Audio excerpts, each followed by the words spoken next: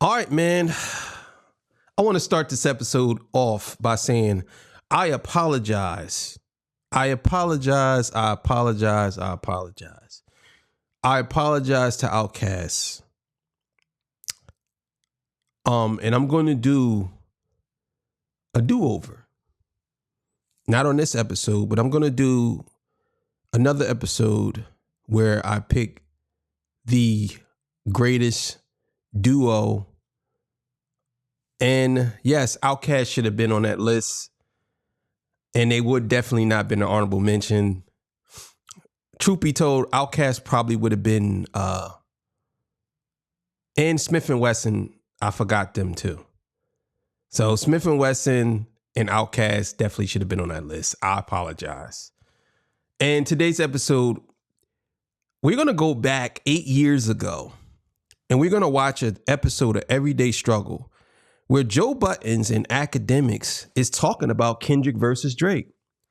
And Joe makes some interesting comments about this. And I'm actually going to do 2 episodes. This is going to be part 1 of Joe Buttons being a prophet and seeing in the future. And this is part 1. So let's get to it. Let's do it.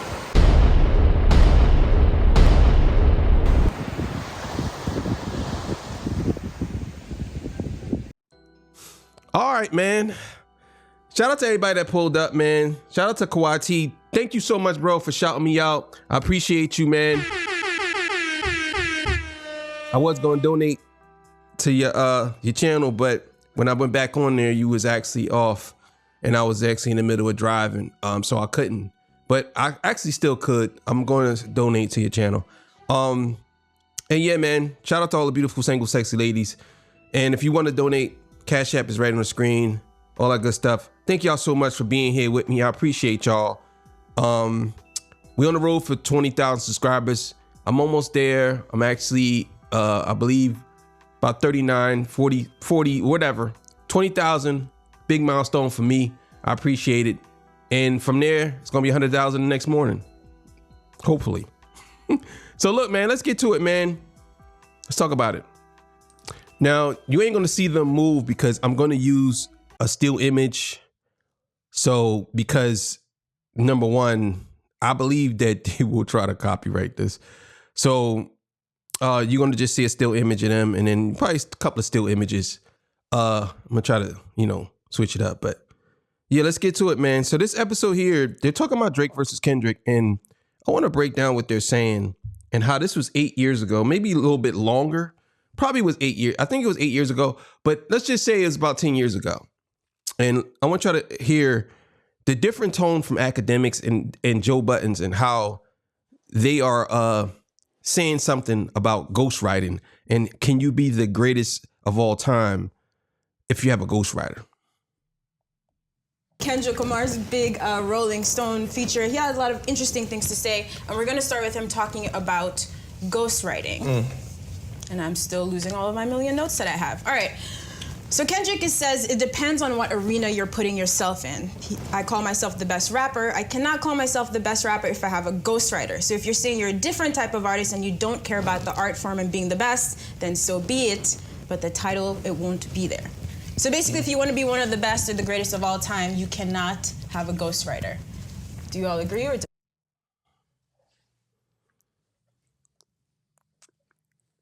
Damn, Kendrick was on his head back then. Kendrick was on that nigga head back then. He was on his head. I'm gonna tell y'all right now. I watched Jeremy Hex joint last night. Pretty good. He did a pretty good job. Jeremy Hex he's doing his thing. I believe he's going through the history of these guys. He's going part 1, part 2, part 3, and he's going back and he's doing a really good job with this. But he said Kendrick Lamar. I think at one point Kendrick Lamar I ain't gonna say he looked up to Drake, but he looked at Drake as somebody important when it comes to the culture. And then when he found out that Drake doesn't write his own raps, I'm gonna tell you right now, as an MC myself, I'm pretty good at it. As an MC myself, when you find out a person that you think is good, like one of my cousins. He's really good. When I tell you, he is good. I sometimes wish I could have the way he put words together. I'm very good now, but back then I was like, I want to be like him. Like, I ain't gonna lie. And the thing is, if I found out that he had a writer, I would be disappointed. I'll be heartbroken. I'm not gonna lie. And I think when you look at an artist and you see that they have a writer and they claim they the best of all time or the best rapper alive or whatever you want to call it, just imagine you found out Eminem. And I know a lot of y'all Eminem fans, right?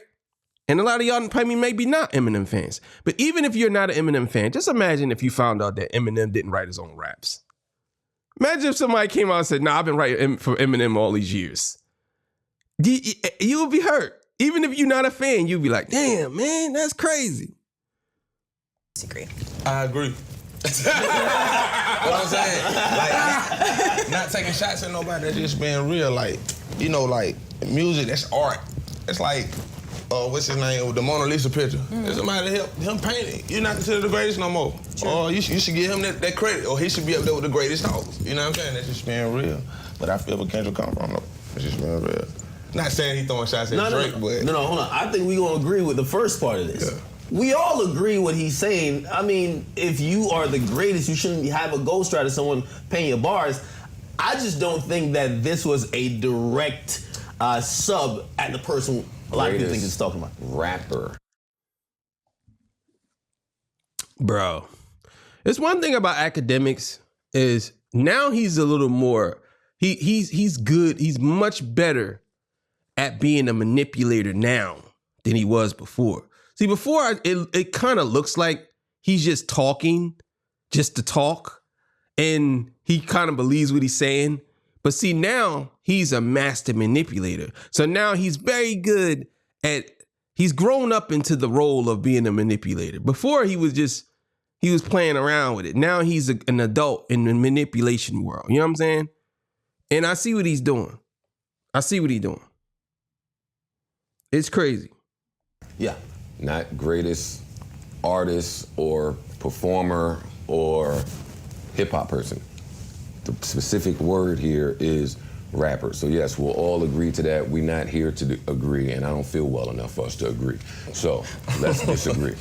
Let's get to the fight. Let's get to the disagree. Let's do it. Who the fuck else is he talking about here? We gonna attribute it to Drake.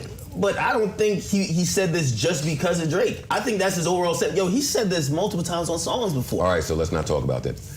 On how he defines a whack artist, everything that Kendrick answered. You read notes? This is like new, man. You never come prepared. He's got a baby on the way. This shit is new. Okay. In dad mode. Yeah. Trying to be mature. Somebody got to teach this nigga, man. Listen, all of this shit, it's not just this one particular paragraph. And if it were that, then I would side with you. That can apply to anybody. It's the entire interview coupled with him expressing this same sentiment for the past 4 years, 3 years. But the thing is, I see exactly what Joe is saying. And this is about 10 years ago. Joe is basically saying that Kendrick Lamar felt this way about Drake back then. And a lot of people just ignored it. You know what I'm saying? Meek Mill said something. I think this was around that time. I'm not sure. But this dude, Joe, pointed it out clearly.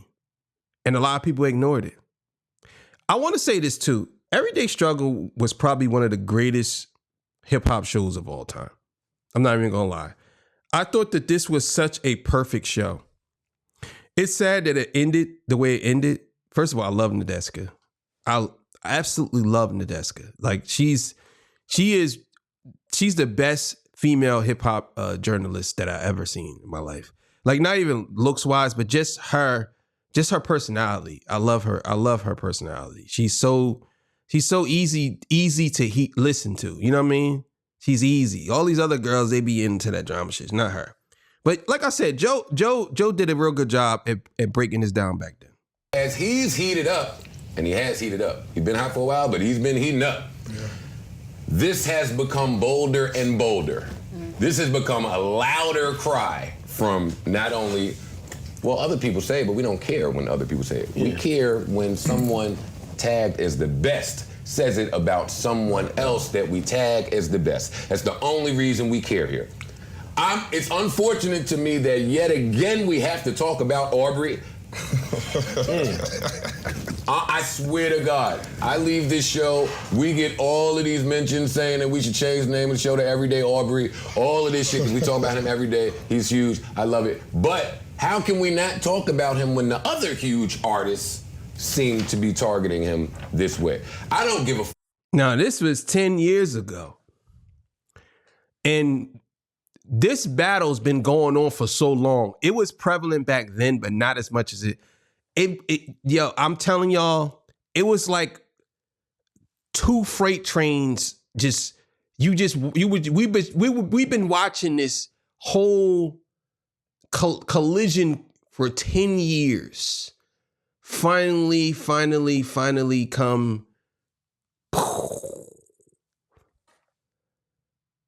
And I think, and I said this on one of my friends' podcasts, when they say hip hop is dead, I don't believe hip hop is dead, but I think that Kendrick Lamar and Drake basically put hip hop in a space where rappers can't replicate that. You know what I'm saying? They just can't. They can't. And I think now it's gonna be hard to put somebody in that place. What you said. Who the fuck else is he talking about here? Okay. Drake is now the face of. He's synonymous with ghostwriting. Yeah. His nickname He has taken that title from Milli Vanilli. I'm old, so Wait. He's taken the title or being synonymous with ghostwriting from. Are you saying to that level? Because Milli Vanilli, we just look at them as non-talented fools at this point. No disrespect. Okay, so let me give you a history lesson. Okay, please do. In 1990, whatever, because I don't fucking remember. I don't remember yesterday. Milli Vanilli had, and I'm exaggerating here, maybe 50 hits in a row on the radio. They were the biggest thing in the universe. They were selling out arenas everywhere. They were sweating. They had dread wigs before these dread wig niggas.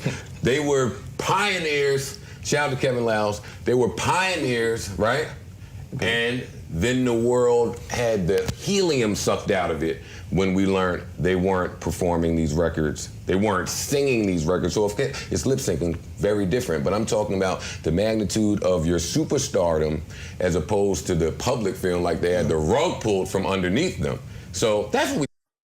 Yeah, if you guys don't know anything about Milli Vanilli, look them up. Milli Vanilli, I'm telling y'all right now, and it's just my opinion, if people would have never found out that Milli Vanilli had ghostwriters, and they had ghostwriters, but the problem was, it wasn't the fact that they had ghostwriters, because at that time, people can write for you. It wasn't a big deal. They were pretending to be the singers.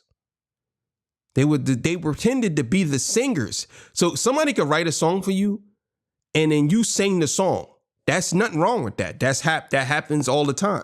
But you can't be someone write the song for you and they sing the song for you and you're out there lip syncing as if it's you. So what happened with them was they got found out. I believe the guy he wanted to I think the guy wanted to do an album. He wanted to be the one in the album or something like that. And they said no, and he blew the whole thing up. And it's a sad story because one of them ended up, I believe he killed himself or something like that. But those guys would have been bigger than Michael Jackson. I'm not even going to lie to you. They were so big at one point, like even the songs, you can't even get around it. Like, and I think they had Grammys. They took the Grammys back from them and everything. It was crazy. You know what I'm saying? Like, they got exposed, and it was very sad. And I think they kind of got exposed in a concert, live on concert. They ran off stage. Like, bro, it's unbelievable, man. Unbelievable.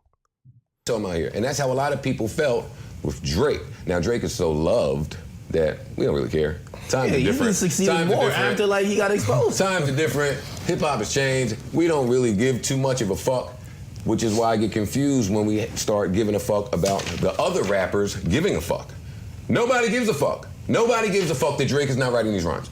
Is that true though? No. What I believe Kendrick is kind of just boxing everybody out of this best rapper title. Everybody who's claimed it before, he's just boxing niggas out to say, y'all niggas can't claim this shit. This is me. I'm putting up the numbers now just like y'all, and my integrity's there because the second quote where he's talking about having that hit record, he's saying, yeah, it's great to have a hit record. Not at the sacrifice of my integrity, which is obviously helping or getting somebody to help out with rhymes. But Drake is synonymous with so much of the fuck shit he's addressing. We just say he's talking to Drake. He mentioned Drake later in this article, right? And he tried to give him a little big up when he said, yo, I love Drake records, singing and rapping. And it seemed like he wasn't trying to throw any shade at him. But anytime he speaks on Ghostwriter, unless he says, I love a Ghostwriter, it's gonna look like he's taking shots at Drake. Okay, well now he's absolutely right about that. It's crazy that Kendrick he was talking about this back then. I think I'll put it to you like this. Kendrick knew, but the thing was, Kendrick is one of those type of artists. He just stay out the way. He really do. He stays out the way. I think there's a lot of hate on Kendrick right now, but I think in the next 5 years, it's gonna be so much love for Kendrick, even from the people that hate him so much.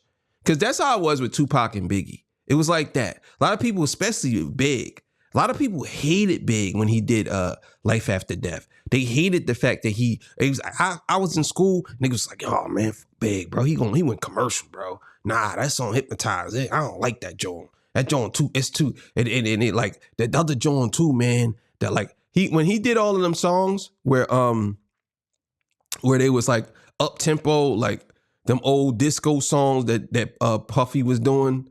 You know what I'm saying? What was the song with I'm coming, you know what I'm saying? Out. The Diana Ross joint. Who's hot? Who's not? Tell me who's rock? Who sell out in the stores? Niggas hated that joint. They hated that because they was like Biggie went commercial.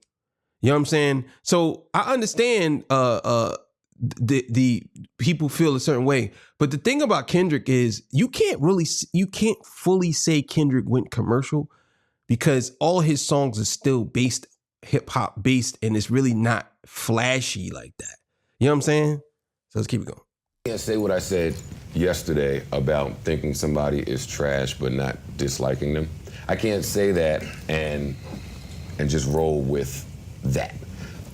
Damn, I just had a great point I was about to make. I feel like Quan was about to happen. Come on, we gotta have our guest check. Come on, How many rappers do you feel actually write? What do you say? How many artists do you feel rappers write their own rhymes versus rappers who don't?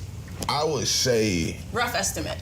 Probably like 70%. Do write their rhymes. Yeah, I'd say about 75% probably write their rhymes, probably 30%. But like, you know who the people, like you can tell by the songs they got writers on, like you can hear the written parts. Like me as an artist, like we discredit artists who have ghostwriters. Like as an artist, we feel as if you cheating, bro. You cheating. Like, you got the upper hand. So fans might not always know, right? You're artists, you have a better ear for these things. Within your circles, privately, how do you move with those people? Does that make sense? What you mean? Like fans will love them regardless, right? They just want a hit song. But like internally, are you not as accepting? You said you look at them like they're cheating, right? Yeah, but is it I'm something just you saying, actually look at them talk like about? they're on roids, yo.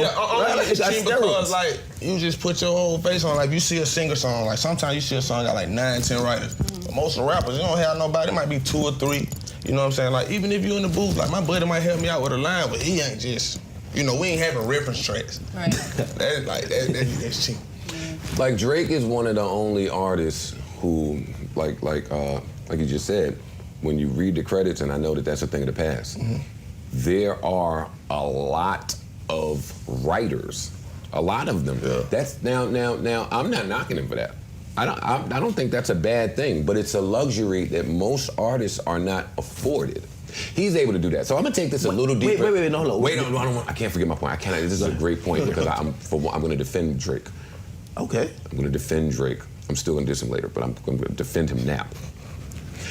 Drake gets the bad rap when it comes to the helping, because forget about ghostwriting. I don't want to talk about ghostwriting anymore. You know how many of our favorite rappers today are not making the songs at all?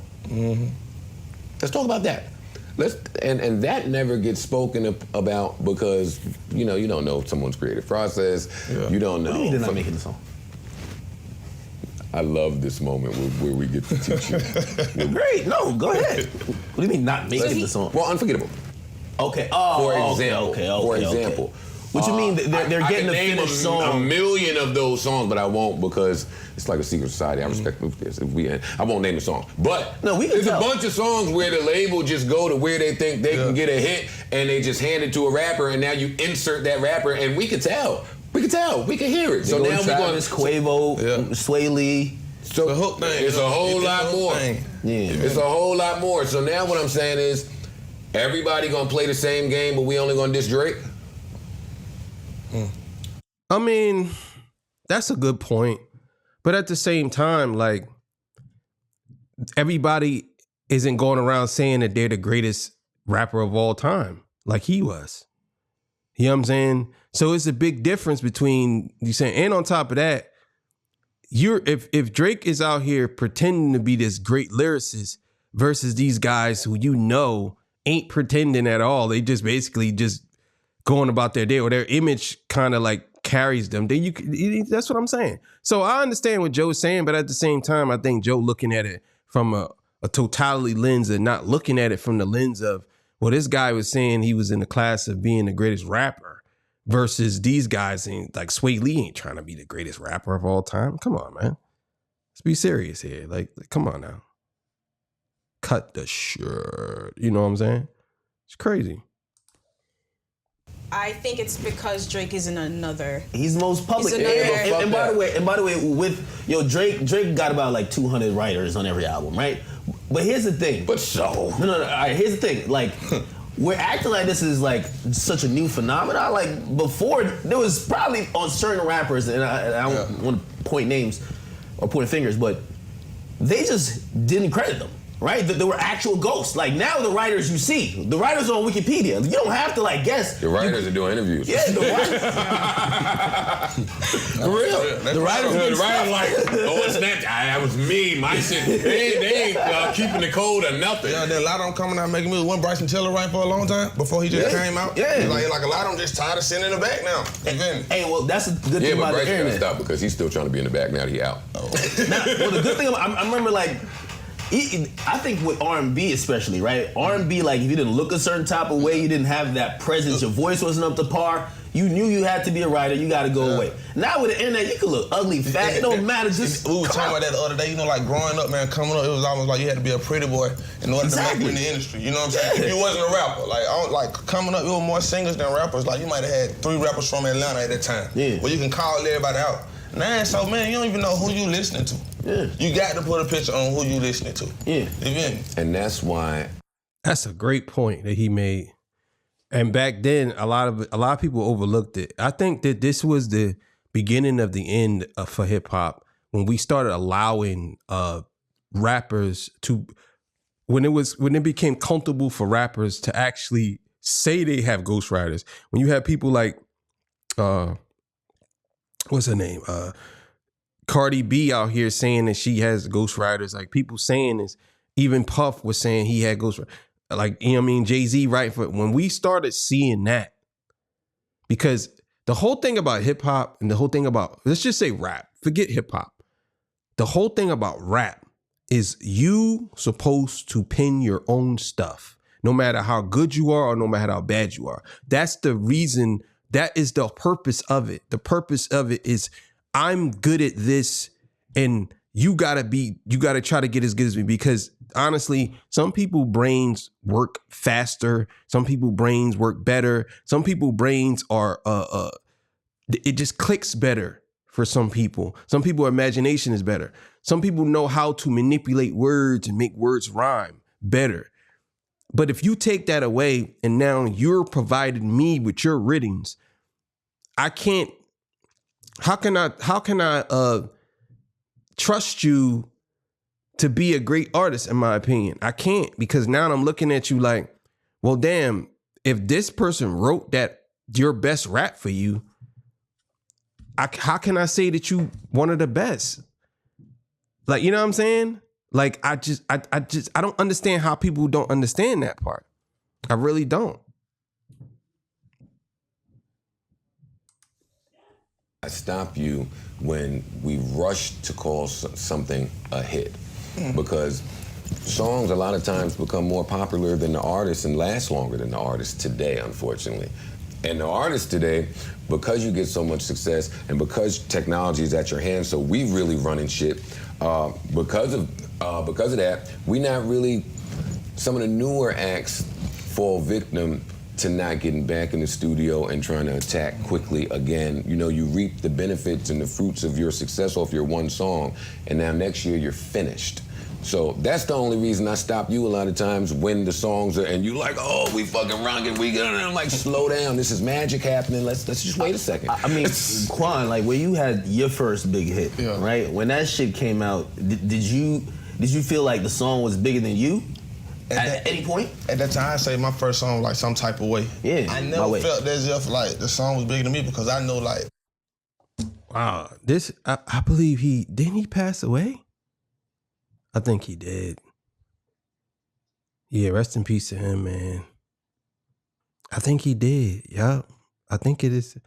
I think this is him. Yeah, that's crazy. It's crazy.